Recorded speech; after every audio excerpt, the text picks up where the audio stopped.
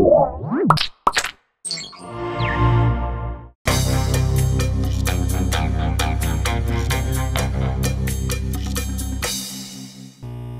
this episode of Penn Point is brought to you by GoToMeeting Online Meetings Made Easy.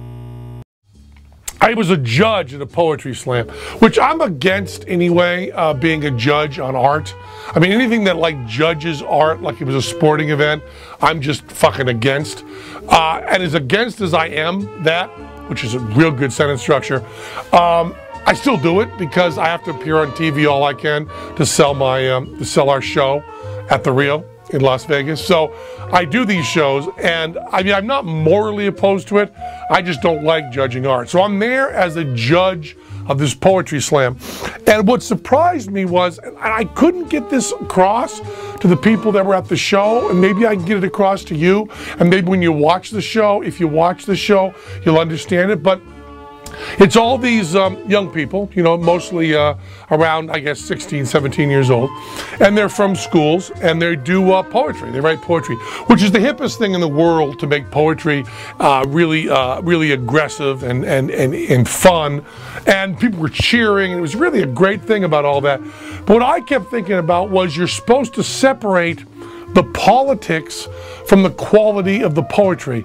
And I felt that the other judges were like, you know, they came out and said, the next poem is dedicated to BP. Everybody went like, wow, we don't like BP. They spilled oil all over everything.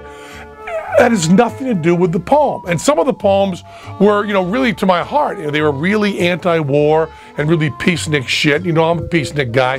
And so I was all for that. But that doesn't make the poem better. It doesn't make the poem better because you agree with the idea. You have to separate the content from the form. And we're trying to judge the quality of the writing and the quality of the performance, and not just go with ideas we agree on.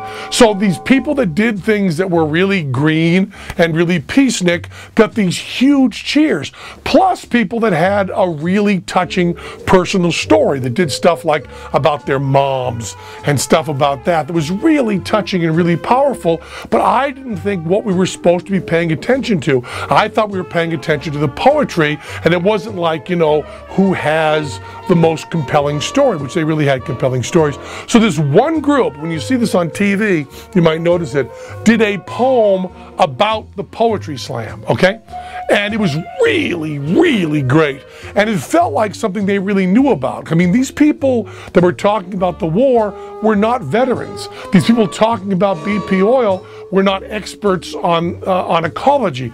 They were not from New Orleans. They didn't know any more about it than other people. But the poetry slam thing, they really knew. And they did this really heartfelt thing that was really well written, beautifully delivered, and very, very powerful. And I loved it. I adored it. I just dug it. And then it was kind of like the other judges thought that this was a silly one and wasn't really important. You're supposed to do stuff about your mother not loving you or Hiroshima, you know?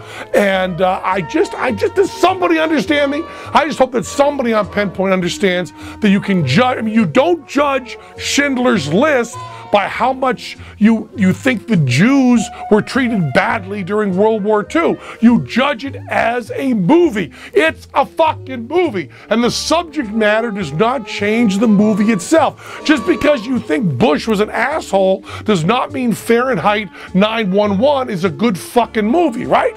Okay, 9/11, I guess he says.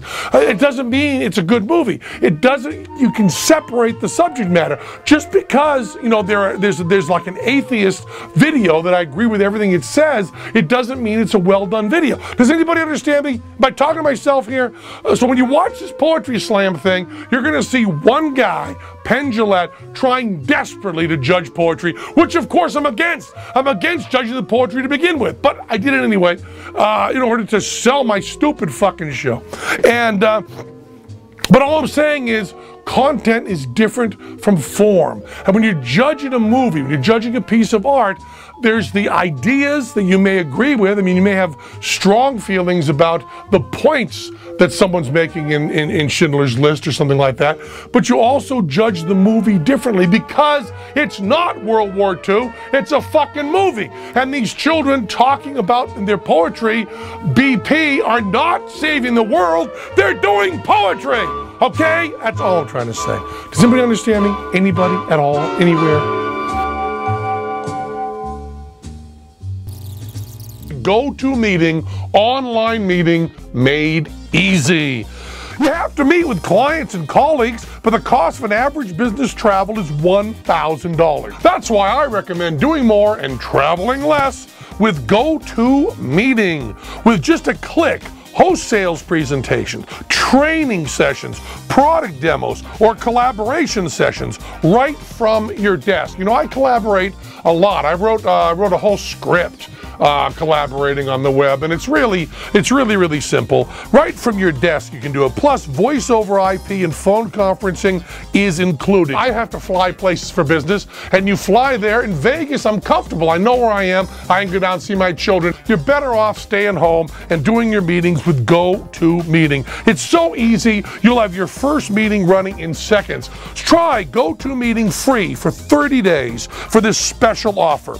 You must visit GoToMeeting.com, click the Try It Free button, and use promo code PENN. That's PENN, PENN. Use promo code PENN.